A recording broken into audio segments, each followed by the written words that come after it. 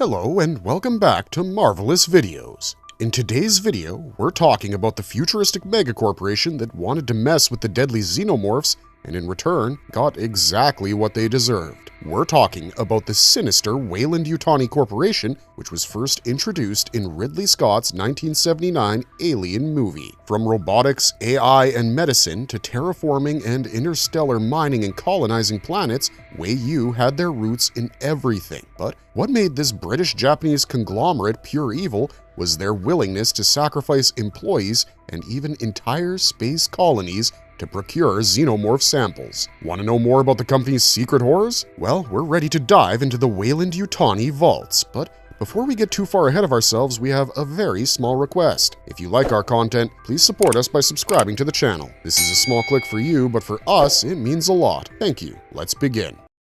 How did Weyland Yutani actually form? Let's time travel into the future all the way to 2099, because that's when this evil corporate giant was first formed. First, let's talk about the Yutani Corporation. It's a Japanese cybernetics company estimated to have been formed in 2074. But theories suggest that the Yutani Corp had been functional for quite some time prior to its official inception and had been involved in clandestine tech projects. Meanwhile, the British Weyland Corporation was founded by the billionaire inventor Sir Peter Weyland in 2012. This multinational corporation specialized in advanced tech ventures, particularly terraforming, space exploration, and colonization. Once they merged in 2099, the $200 trillion Weyland Yutani Corp recorded the highest value of market shares in all of human history. Who really took over in the merger? There remains some ambiguity over who acquired who during the merger, but the storyline of the Alien Covenant Origins book suggests that the Yutani Corporation, under the leadership of Hideo Yutani, was in a stronger position to take over Weyland Corp and acquired it in a crazy bidding war, beating out other corporations such as the Chinese Combine. This was when the Weyland Corps wasn't doing all that great after their mission Prometheus turned out to be a nightmare, resulting in the death of Weyland's founder, Peter Weyland, at the hands of an angry alien. However, according to some entries found in the Weyland Yutani report, Weyland Corp insists that they took over Yutani Corp in a hostile takeover, but that claim remains largely disputed. How much did Weyland Yutani control by the 2150s? The Weyland Yutani Corporation purchased several other smaller companies and invested in every possible sector, practically owning pretty much everything by the 2150s. The merged conglomerate primarily portrayed itself as a technology supplier, creating starships, super advanced computers, terraforming equipment, and synthetic cyborgs, and even some household appliances. But it also branched out into interplanetary shipping and transportation, eventually owning big assets in these sectors. The corporation grew so powerful that it also controlled the human colonies outside the solar system through the Extrasolar Colonization Administration and majorly funded the establishment of these human settlements in space. What was the company's initial focus? In 2004, the Yutani Corp CEO acquired the Yautja plasma pistol, and 70 years later, the Yutani Corporation was officially launched with cybernetics, with the storyline hinting that it's the Yautja technology that helped the Japanese company pioneer the tech field. Meanwhile, the Weyland Corporation was already a tech giant in space exploration, faster-than-light travel, space transportation, fatal disease cures, and synthetic cyborg creation. Hence, it's no surprise that when the two merged, the two companies furthered their plans of deep space transport and spacecraft construction, eventually leading to off-world colonization, weapons manufacturing, and not to mention xenomorph procurement and researching them for biological weapons. And the company did all of this by portraying the fact that the initial focus of the merger was research and development, synthetics manufacturing, and creating starships and computers, which made them a household name. Where are their main offices? After the merger, the British-Japanese conglomerate continued to operate out of headquarters in San Francisco and Tokyo, where the respective Weyland and Yutani corporations had their offices before. Later, they also operated out of headquarters in London. Interestingly, in addition to their offices on Earth, Weyland Yutani also set up headquarters outside of Earth, which kind of strongly asserts their dominance and reach in space. Weyland Yutani had headquarters in the Sea of Tranquility region of the Moon, aka Luna, and also on Mars, which it terraformed for 8 years, forming the Valleys colony. Weyland Yutani also set up base on the planet Thetis, which was initially believed to be a gas giant but turned out to be a gold mine of heavy metals. No wonder Weyland Yutani exploited the planet's metal veins for over a century, transforming the planet into a wasteland with huge trenches and gouges. How did they dominate terraforming? Years before the merger, Weyland Corp had already ventured into terraforming and created the first functional atmosphere on the exoplanet GJ667c in 2039. After merging with Yutani Corp, the conglomerate secured the funding for further colonizing and terraforming of planets and moons. They even mastered the technology to convert planets with inhospitable atmospheres into habitable ones through the discovery of atmospheric processing plants. The APPs, as they're called, are basically huge automated reactor machines with the ability to alter a toxic atmosphere into a habitable one, suitable for humans, that is. The APBs were invented by Weyland Corp years before the merger and were later refined by the Weyland Yutani Corporation as part of their extrasolar colonization. What was their role in colonization? Over the years, Weyland Yutani terraformed planets and moons and established several colonies, such as the Hadley's Hope settlement on Acheron, or LV-426, and the colony Freya's Prospect on the lush planet BG-386. Interestingly, it was LV-426 where the starfreighter Nostromo encountered the killer Xenomorph species. The corporation also set up various non-civilian colonies through terraforming, such as the Class C Work Correctional Unit to house maximum-risk prisoners, and the Industrial Penal Lead Foundry on the prison planet of Fiorna Fury 161. Well, we all know that Weyland Yutani is a sinister corporation with blatant disregard for human life or alien species. Thus, it's no wonder that the corporation's terraforming efforts, portrayed as generous and beneficial, always actually came with hidden agendas and financial goals. Weyland Yutani laboratories were also set up on the rich world of LV-1201 and BG-386 as well as LV-426 to further xenomorph research. Unfortunately, the research units harbored terrible secrets, such as forcing unwilling humans to be xenomorph hosts and sacrificing low-level employees as prey. These research centers were so deadly that despite having heavy security, they often had containment failures leading to the death of employees and innocent civilians. They often had to bring in United States colonial marines to handle the breaches. How did they exploit the colonial marines? As the Weyland Yutani Corporation expanded its branches more and more into colonizing worlds, it earned certain privileges from the U.S. government, which included the services of the United States Colonial Marines, which were formed in 2101. These highly trained combatants are the direct successors of the Marine Corps and are better described as a force in readiness. The Colonial Marines are so extensively and rigorously trained that they can be deployed into space anytime without any additional preparation on their part. Force projection is their expertise, and they can operate on their own in human-controlled space for long periods of time, all thanks to their incredible fleet strength. By supplying the Colonial Marines with advanced equipment and calling in their services in exchange, the corporation could expand into hostile territories in space and guard their existing colonies. Even though the corporation did not directly control the Marines, it still treated them as disposable assets to further their plans, which led to several clashes between the USCM and Weyland Yutani. In its prime, in the year 2165, the USCM had over 240,000 Marines, which decreased to 165,000 and 50,000 in reserve by the year 2179 because of the corporation's exploitation. After the company witnessed a downfall and then re-emerged, they assumed complete control over the Colonial Marines by the 27th century.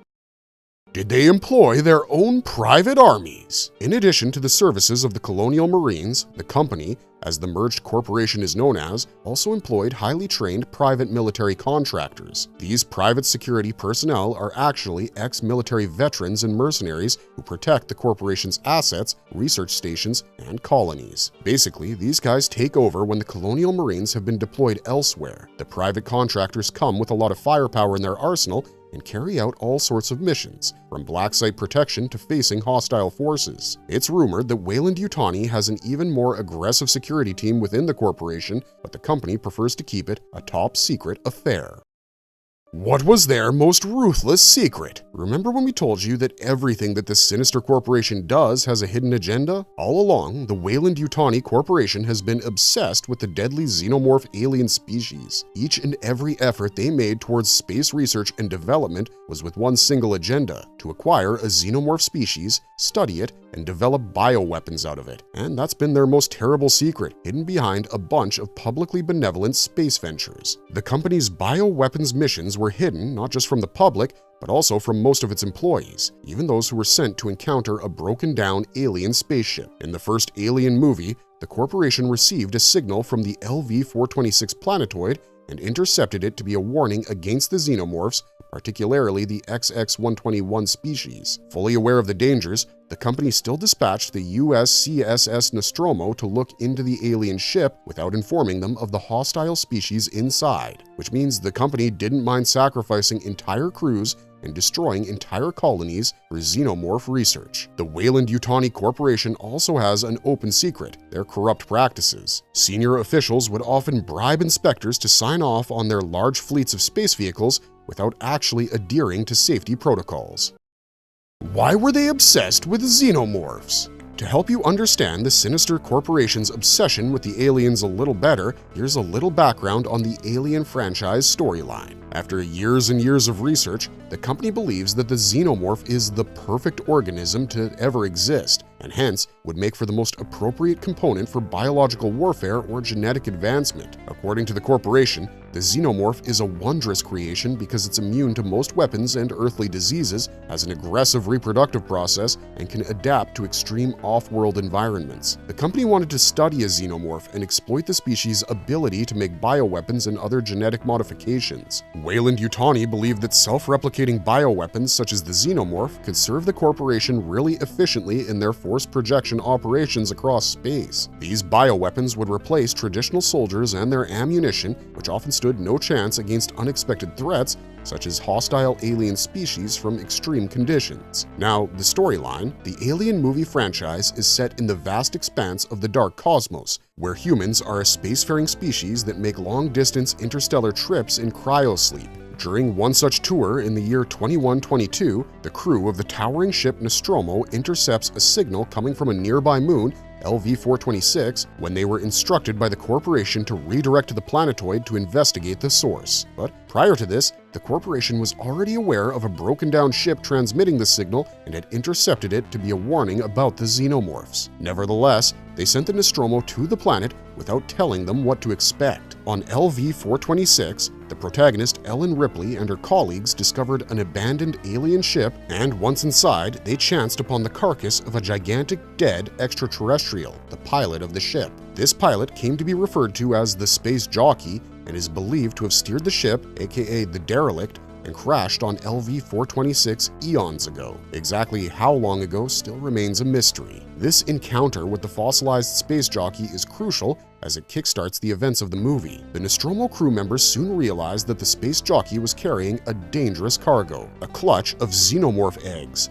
monsters who impregnate their hosts and burst from their torsos. Soon enough, one of the eggs hatched and a facehugger alien attached itself to the crew member Kane, who later dies when a chestburster rips out of his torso from the inside and crawls out to hide on board the Nostromo. That's how the ancient space jockey died on LV-426 in the first place, because the crew members noticed a hole in its skeletal chest as if something had burst out of it. It is realized that it must have been the space jockey who had sent out the transmission from the moon LV-426 after presumably being impregnated by a chestburster, and it eventually died when the xenomorph came out of it. The Nostromo's computer mother later deciphers that the signal was meant to be a warning to keep other interstellar travelers away from encountering the space jockey's deadly cargo. The Weyland Yutani Corporation knew this perfectly well, but still decided to send the Nostromo in. The crew took off from LV-426 and headed towards Earth, but they left the beacon active. And 15 years later, in the game Alien Isolation, that same signal lured the commercial ship Anisidora to the planetoid, where the crew finally deactivated the transmission. This mission was humanity's first encounter with the Xenomorphs, which ended with the entire crew's death save for Ripley and the cat Jonesy, and the Nostromo was destroyed. However, the corporation made great efforts to cover up the incident, and the existence of the Xenomorph. In 2137, the company learned of another Xenomorph on the Sevastopol station and immediately acquired the station from their competitor Seegson. But before the corporation could do much with the Xenomorphs, both the station and the aliens were destroyed. Weyland Yutani's obsession with the Xenomorphs even led to the creation of a bioweapons division which wanted to have a Xenomorph specimen, either in the form of a facehugger or chest burster, or even a mature one, despite knowing how lethal these creatures are. Horrifyingly, they preferred to acquire a chest burster because it couldn't be detected during security checks or quarantine as long as it remained inside its host.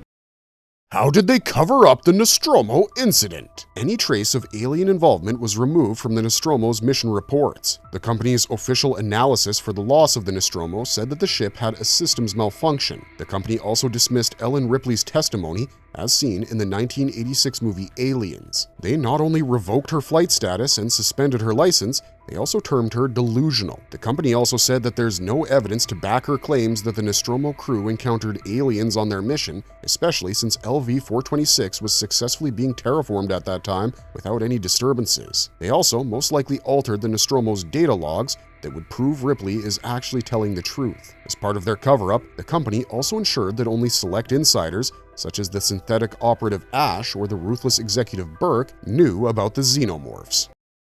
What was Special Order 937? Before the events of the first Alien movie, the company had intercepted mystical signals about a viciously aggressive alien life form. This was actually a warning that any organism coming into contact with the alien species would be infected and killed. But the company wanted to procure one such extraterrestrial organism for their bioweapons division and formed a plan to recover and bring back the alien for analysis, but in complete secrecy. Thus, they decided to put Ash on board the Nostromo and program it with Special Order 937. We meet the systems officer Ash in the first Alien movie of 1979. He is later revealed to be a synthetic android deliberately planted in the Nostromo with a secret mission. And Ash's secret mission, aka Special Order 937, were these exact words. Priority 1. Ensure return of organism for analysis. All other considerations secondary. Crew expendable. This means Ash was instructed to bring an alive Xenomorph back to Earth on board the Nostromo,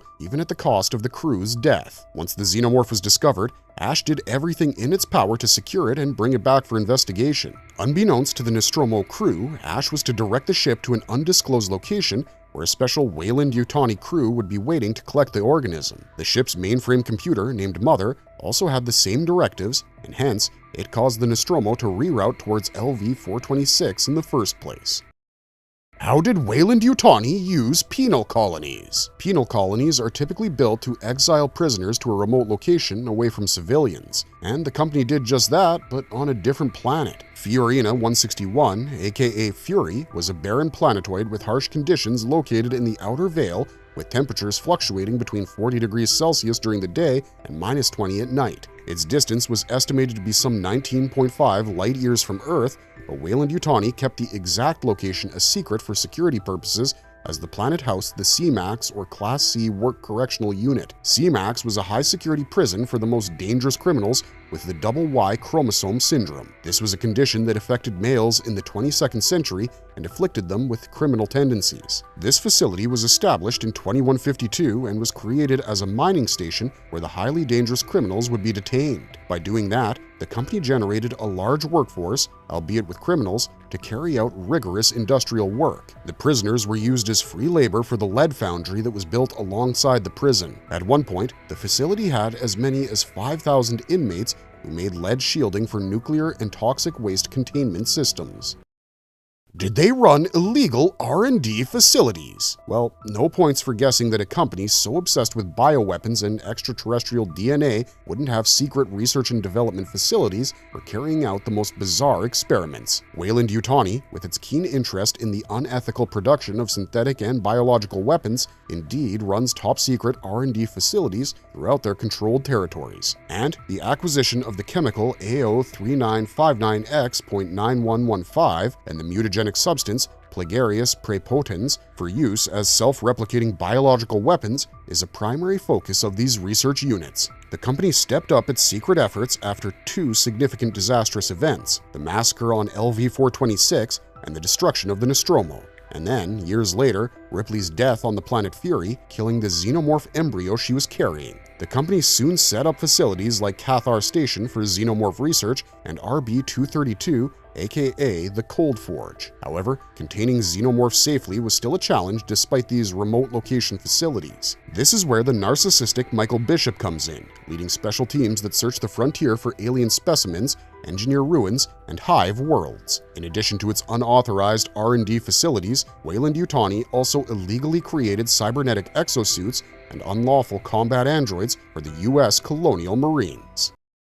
How did they shape the alien universe? The Weyland Yutani Corp continued the Alien franchise storyline movie after movie by continually attempting to procure xenomorph samples and reverse engineering them. They made at least 5 major attempts to get their hands on the alien organisms, starting with the first Alien movie when, in the year 2122, the Nostromo was redirected to LV-426 to secretly bring back a xenomorph sample. It ended with the death of the entire crew except for protagonist Ripley and the Nostromo being destroyed. The next movie, Aliens, is set in 2179 when the company sends the officer named Carter Burke to LV-246 to smuggle back facehuggers by using Ripley as a host. But Burke is killed by a ferocious xenomorph and the colony is destroyed in a nuclear blast. Ripley manages to survive yet again. Alien 3 is set right after the second movie when the company learns Ripley may be host to an alien embryo and pretends to offer help by sending a team who are actually instructed to rip out the alien embryo alive, even at the cost of Ripley's life.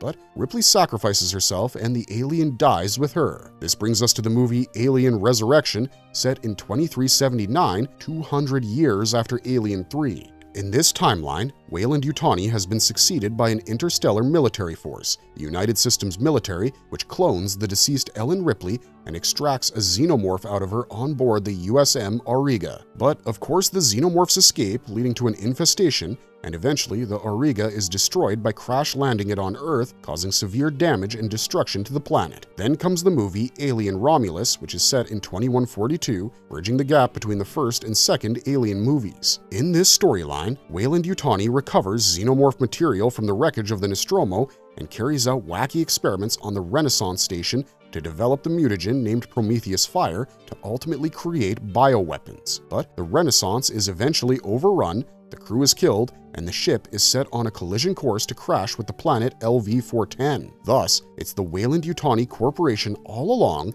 that has been making unethical and bizarre attempts to procure xenomorphs and destroying lives and colonies in the process.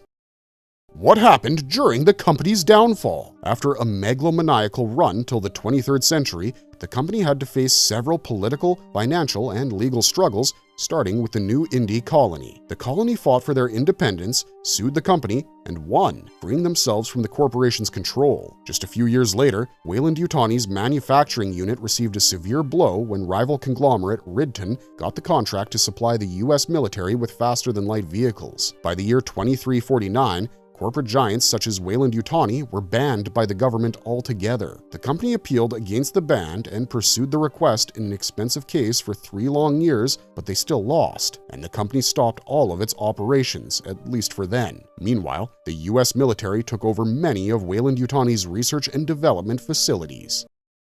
How did they make a comeback? If you thought that would be the end of this tech giant, you're wrong. Some of the most invested members of Weyland Yutani security continued to operate their research work on the xenomorphs and bioweapons and stayed in touch with their contacts inside the United States military. But Weyland Yutani got a big opportunity to make their presence known again when the USM-commissioned medical research vehicle Auriga crashed on Earth. The USM Auriga was designed to recreate xenomorphs by cloning the dead Ellen Ripley, but it was destroyed when the character Annalee Call deliberately set it on a collision course with Earth to stop the xenomorph infestation. After the crash, the company seized loads of information on xenomorph research from the USM Auriga and combined it with their own research to publish the entire thing as Alien, the Weyland Yutani Report. It contained detailed studies of the xenomorph species and their every encounter with humans. Eventually, the US military fell, and a great public demand was generated for the Weyland Yutani Corporation's return, particularly because they cleaned up the mess caused by the Auriga's crash, which left Earth heavily damaged and polluted. Thus, the company was allowed to reinstate its megacorporation status once more. It started working with the Colonial Marine Corps again, and together,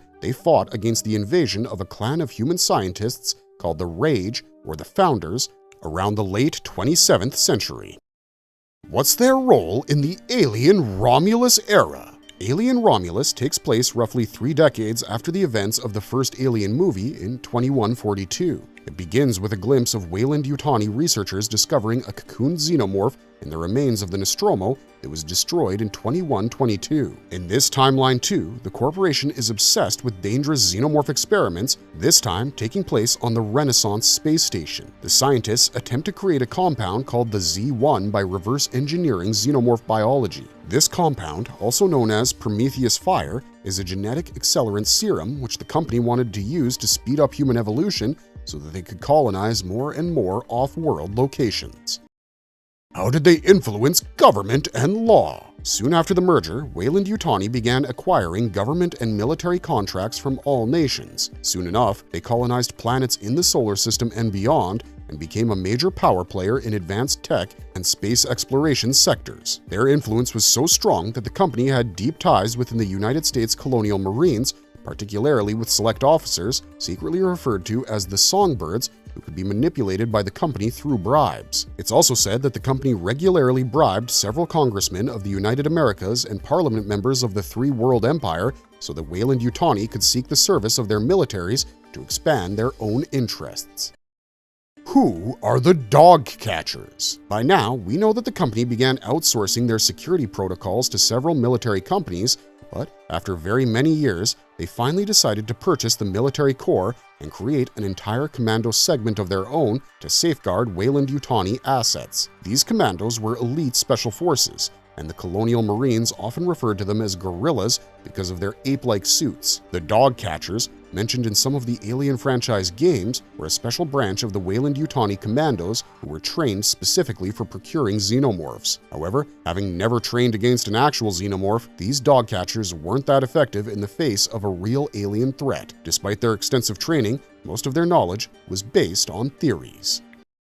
Were they interested in Predator technology? The Weyland Yutani Corporation also appears outside of the Alien films, particularly in the Alien vs. Predator crossover movies, and the company did have a dangerously keen interest in Predator technology because the Predators, or the Yautja, are a race of technologically advanced alien hunters who use terrifying plasma guns, cloaking devices, and super advanced spacecrafts. In the first Alien vs. Predator movie, the founder of Weyland Industries comes across an ancient buried Yautja site, and when he dies, his company gains exposure to Predator tech and biology. And the second Alien vs. Predator movie ends with the recovery of a Predator plasma gun, which is procured by the CEO of the Yutani Corporation. Thus, in the extended Alien universe, Weyland Yutani is confirmed to have Predator technology in their possession. Hence, it's no surprise that in addition to its bioweapons department, Weyland Yutani also had a reverse engineering team. This department primarily worked towards studying Yautja tech. Intriguingly, this department was formed on the initial research carried out by Borgia Industries, which had access to stolen Predator tech and was later integrated into Weyland Yutani Corp. What's their most ironic slogan? Building better worlds is the motto that Weyland Yutani swears by. On the surface, Wey-Yu intends to improve humanity's future by creating habitable colonies outside of the solar system, and they also ensure that there is order and progress in the new worlds that they're building. But the motto is actually corporate propaganda because the company operates on extremely unethical values. Away from the public eye, they willingly sacrifice entire crews, off-world colonies, and even planets to weaponize the xenomorph species. They perform bizarre inhuman experiments, their penal colonies are filled with disposable labor, they bribe and mislead government forces to further their bioweapons program. Weyland Yutani may have been building better worlds, but in reality, they always prioritized profit over human lives. Marvelous verdict! The company's history makes it clear that the true villain of the Alien franchise isn't the Xenomorphs, but Weyland Yutani themselves. From colonizing planets to creating bioweapons, they did it all, and with blatant disregard for human lives. Weyland Yutani stands as a glaring example of corporate greed in the garb of building better worlds. The company may have been disbanded after years of exploitation, but but its haunting presence remains throughout the Alien franchise of films. So folks, that's unfortunately all we have for you on this sinister megacorporation for today, but thanks for watching, and we'll see you in the next video real soon. As always, if you enjoyed the content, don't forget to leave a like and subscribe to us if you haven't already. And as always, have a marvelous day.